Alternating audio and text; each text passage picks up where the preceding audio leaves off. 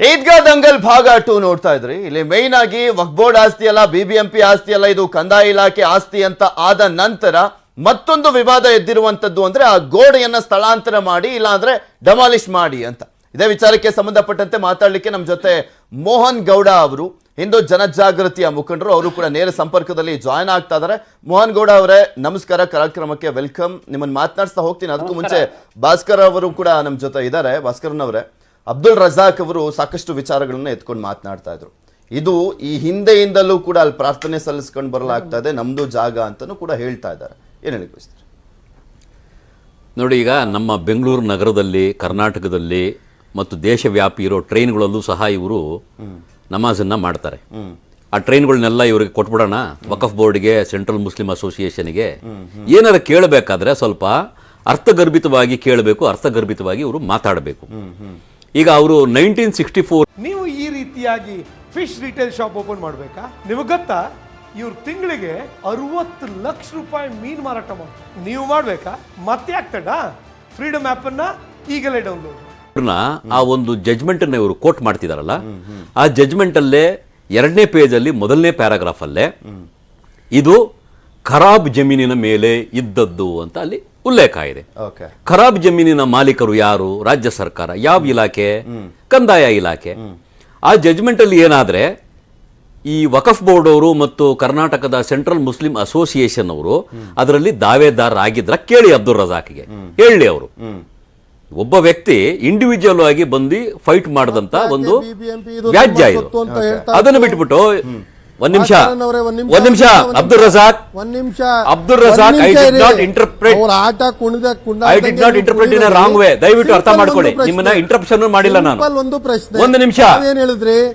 ಇದು supreme court ಆದೇಶದಲ್ಲಿ ಸರ್ಕಾರಿ ಅಂತ ಇದೆ. ಹೌದು. ಕೇಳಿ ನೀವೇನ್ ಹೇಳಿದ್ರಿ? ಇದು ಕಂದಾಯ ಇಲಾಖೆಗೆ ಸೇರಿದ್ದು ಅಂತ. ಹೌದು.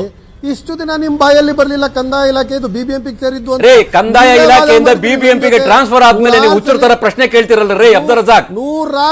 ನಿಮ್ ತಲೆಯಲ್ಲಿ ಏನಾದ್ರು ಬುದ್ಧಿ ಇದೆಯೇನ್ರಿ? ನಿಮ್ ತಲೆಯಲ್ಲಿ ಬುದ್ಧಿ ಇದೆಯೇನ್ರಿ ಅಬ್ದುಲ್ ರಜಾಕ್? ಬಿಬಿಎಂಪಿ ಇದು ಬಿಬಿಎಂಪಿ ಸ್ವತ್ತು ರೇ. ಕಂದಾಯ ಇಲಾಖೆಯಿಂದ ಬಿಬಿಎಂಪಿ ಕೊಟ್ಟ ಮೇಲೆ ನೀವೇ ಖ್ಯಾತೆ ತೆಗಿತಿದ್ದೀರಿ. ಆಟದ ಮೈದಾನ ಅಂತಿತ್ತು. ಈಗ ನೀವು ನ್ಯಾಷನಲ್ ಫ್ಲಾಗ್ ನ ಅಲ್ಲಿ ಹಾಯಿಸ್ಟ್ ಮಾಡಿದೀರಾ? ಯಾವತ್ ಕೊಡ್ತು ಕಂದಾಯ? ನೀವು ನ್ಯಾಷನಲ್ ಫ್ಲಾಗ್ ನ ಅಲ್ಲಿ ಹಾಯಿಸ್ಟ್ ಮಾಡಿದೀರಾ? ಅದು ಬೇರೆ ವಿಷಯ. ಅದು ಬೇರೆ ವಿಚಾರ ಅಂದ್ರೆ ಅದೇ ದೊಡ್ಡ ವಿಚಾರ. ಪ್ರಾಪರ್ಟಿ ಬಗ್ಗೆ ಮಾತಾಡ್ತಿದ್ದೀರಾ? ದೊಡ್ಡ ವಿಚಾರ ಇರೋದು ನ್ಯಾಷನಲ್ ಫ್ಲಾಗ್.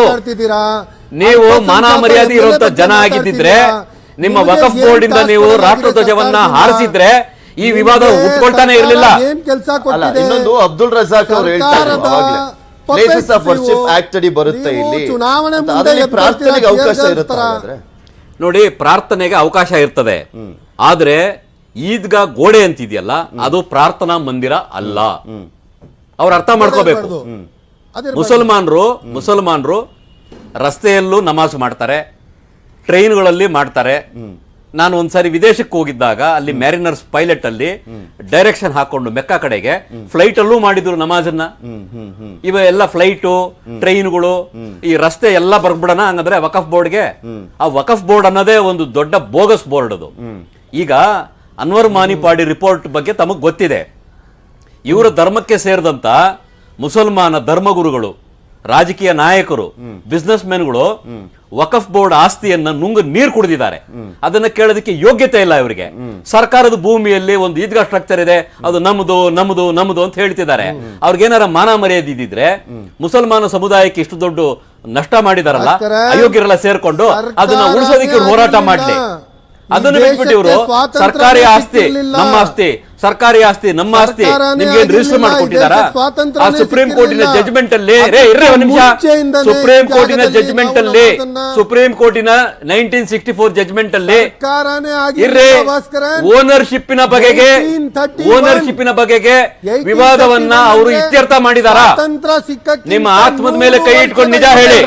ಅಬ್ದುಲ್ ರಜಾಕ್ ಅದು ಓನರ್ಶಿಪ್ ಮೇಲೆ ಡಿಸೈಡ್ ಆದಂತ ಜಜ್ಮೆಂಟ್ ಹೇಳಿ. ಓನರ್ಶಿಪ್ ಬಗ್ಗೆ ಅದ್ರಲ್ಲಿ ಡಿಸೈಡ್ ಆಗಿದೆಯಾ? ಜಜ್ಮೆಂಟ್ ಬಂದಿದೆಯಾ?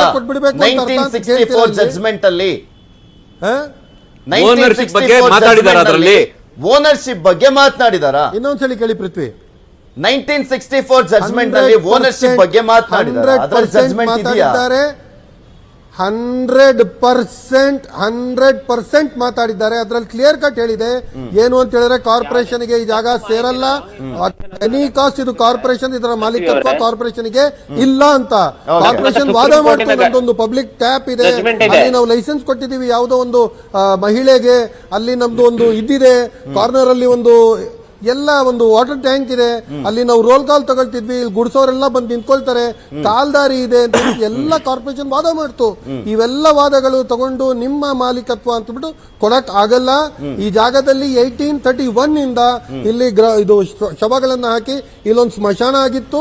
1871 ಇಂದ ಇಲ್ಲಿ ನಮಾಜ್ ನಡೀತಾ ಇದೆ ಅಂತ ಸ್ಪಷ್ಟವಾಗಿ ಉಲ್ಲೇಖ ಹಾಕಿದೆ. ಅದರಲ್ಲಿ ಸ್ಮಶಾನಕ್ಕೂ ಬದಲಿ ಜಾಗವನ್ನ ಕೊಡಲಾಗಿದೆ. ಒಂದು ಮುಸ್ಲಿಂ ಕಡೆ ಅಬ್ದುಲ್ ರಜಾಕ್ ಬಿಎಂಪಿ ಮಾಲೀಕತ್ವ ಇಲ್ಲ. ಸ್ಮಶಾನಕ್ಕೂ ಬದಲಿ ಜಾಗವನ್ನ ಕೊಡಲಾಗಿದೆ. ಸಂಪೂರ್ಣವಾಗಿ ಬದಲಿಯಾಗಿಲ್ಲ, ಸಂಪೂರ್ಣವಾಗಿ ಅಳತೆ ಮಾಡಿ ಕೊಡೋದಕ್ಕೆ ಅದು ನಿಮ್ಮ ಪ್ರಾಪರ್ಟಿ ಆಗಿರಲಿಲ್ಲ. ಸರ್ಕಾರದ ಜಮೀನದು ಕೊಡಬೇಕು ಅನ್ನೋದಾಗುತ್ತಾ ಬೆಂಗಳೂರಿನಂತ ಒಂದು ದೊಡ್ಡ ಮಹಾನಗರದಲ್ಲಿ? ಮಾತನಾಡಿಸ್ತೀನಿ ಅಬ್ದುಲ್ ರಜಾಕ್ ಅವರೇ, 3 ಜನನು ಕೂಡ ಮಾತನಾಡಿಸ್ತಾ